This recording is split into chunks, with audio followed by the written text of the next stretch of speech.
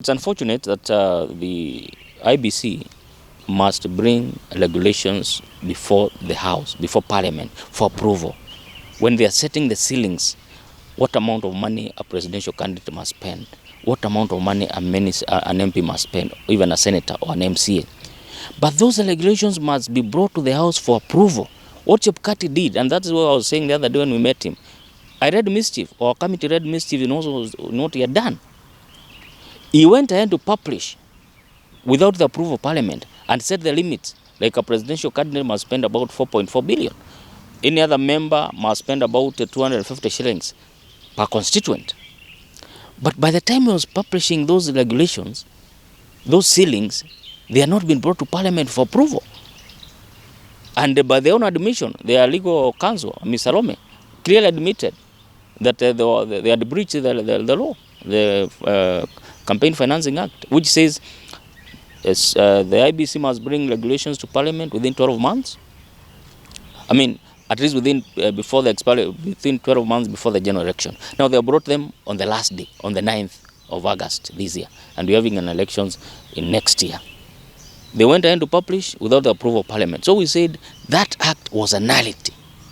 It is null and void to the extent that they acted without the approval of Parliament. We made a report, and I believe it will be tabled tomorrow in Parliament. It's so much unfortunate that we needed to level the playing ground so that people do not spend too much money in a way they are seen to have bought their seats.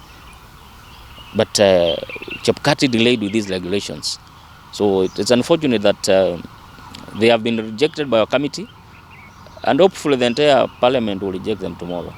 Then it's like we'll go to the elections again without regulations on what amount of money must spend, or what ceilings must be spent by each candidate. The ODM brigade has for a long time been saying that Chebukati mishandled the elections of 2017. But we must also appreciate that over time, for the last 10 or so years, whenever we get to an electioneering cycle, whenever we get to the elections proper, the ODM brigade keeps on saying we must change the electoral commissioners. They said we must change Kevoito. They even came around and changed Ahmed Hassan. That's how Chebukati came in. And you know Chebukati was a live member of ODM. He had even contested one of the political seats in 2013 under the ODM ticket. So why are they not happy with him now? And he was the live member. We must build our own institutions. It cannot be, and it must not be that every other time that we are going to an election, ODM must say that we must change the election commissioners. And we must also appreciate that after the merge dispute in 2007 elections, we formed a commission in this country, which was led by retired Justice Krigler from South Africa.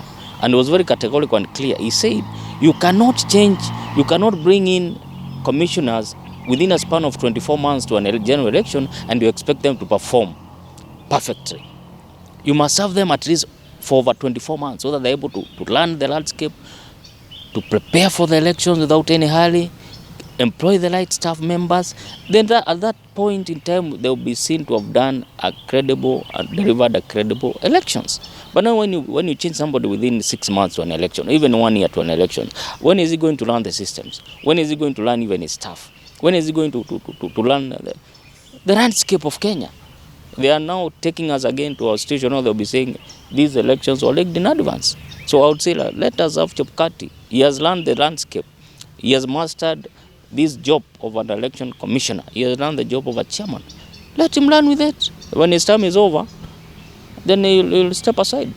And in any event, we are saying Chebukati has been learning this commission with 3 commissioners. And another 4 already have been interviewed who are coming to beef up the commissioners. So that will be good enough for them to go.